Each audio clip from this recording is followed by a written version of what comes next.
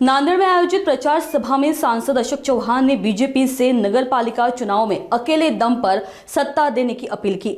चौहान ने कहा कि अगर ट्रिपल इंजन सरकार केंद्र, राज्य और नगरपालिका एक साथ आती है तो विकास की रफ्तार कई गुना बढ़ जाएगी। उन्होंने कहा कि मुख्यमंत्री देवेंद्र फडणवीस ने स्थानिक स्वराज्य संस्था के लिए बड़े डेवलपमेंट प्रोग्राम प्लान किए हैं और जाति और धर्म को देखे बिना सिर्फ मेरिट के आधार पर वोट देने की अपील की।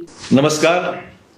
सध्या राज्यामध्ये स्थानिक स्वराज्य संस्थांच्या निवडणुकीचा पहिला टप्पा सुरू आहे आणि या पहिल्या टप्प्यामध्ये राज्यात एकूण 288 ठिकाणी नगरपालिका व नगरपंचायत एकत्र मिळून निवडणुका होऊ लागलेल्या आहेत।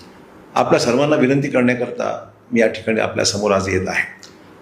मतदार बंधू आणि भगिनींनो, विकसित भारताची कल्पना पंतप्रधान मोदी साहेबांनी मांडून 2047 पर्यंत विकसित भारताचा संकल्प केला आहे। त्या दृष्टीने त्यांची ठोस पावलं सुद्धा पडू लागलेली आहे। त्याच धर्तीवर महाराष्ट्र सुद्धा विकसित व्हावा, एक निश्चित कालावधीमध्ये महाराष्ट्राची प्रगती व्हावी आणि महाराष्ट्राची प्रगती होत असताना महाराष्ट्रातील शहरं जी आहेत, स्थानिक स्वराज्य संस्था आहेत, त्यांचाही विकास व्हावा, त्या ठिकाणी पायाभूत सुविधा निर्माण व्हाव्या, लोकांच्या सोयी सुविधा करून त्या ठिकाणी आगामी काळामध्ये अधिक वेगवान प्रगती व्हावी या दृष्टिकोनातून कार्यक्रम मुख्यमंत्री देवेंद्र फडणवीस यांनी हा महाराष्ट्राने तयार केलेला आहे। एकंदरीत या सगळ्या विकासाच्या गंगेमध्ये आपल्याही राज्याचा सहभाग असावा। या विकासामध्ये आपल्याही जिल्ह्यातील महत्त्वाची शहरं आहेत त्याचाही विकास व्हावा आणि या नगरपालिकेमध्ये एक हाती सत्ता भाजपाच्याकडे आपण जर दिली, भाजपाचे नगराध्यक्ष आणि उमेदवारांना आपण विजयी केलं तर मला खात्री आहे आणि त्यातून आपल्याला आपल्या जिल्ह्यातील नगरपरिषदेला सुद्धा या विकासाच्या प्रवाहामध्ये सामील करता येईल आणि मोठ्या प्रमाणात कामं आपल्या विकासाची पुढील 5 वर्षामध्ये निश्चित आपल्याला पूर्ण करता येतील याची मला खात्री आहे। आणि म्हणून मी आपल्याला अपील करतो, येणाऱ्या 2 तारखेला मतदान होत आहे। या पवित्र मतदानामध्ये अन्य कुठलाही विचार न, जात पात धर्म या गोष्टी आपल्या आस्थेच्या आहेत, महत्त्वाचा वादच नाही।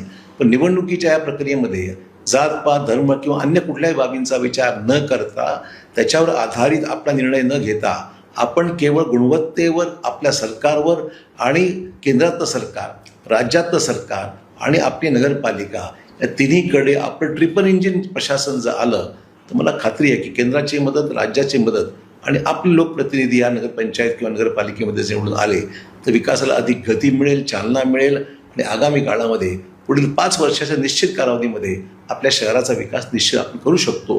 अशा प्रकारची परिस्थिती निश्चित आहे। याच्यामध्ये आपण सहभागी व्हा, मतदान करा आणि भाजपाच्या नगराध्यक्ष आणि नगरपालिकेच्या सर्व सदस्यांच्या निवडणुकीसाठी आपली निशाणी आहे कमळ। कमळ या निशाणीवर आपण बटून दाबून आपल्या भाजपच्या उमेदवारांना आणि अध्यक्षाच्या उमेदवारांना विजयी करा अशी माझी नम्र विनंती आपल्याला आहे।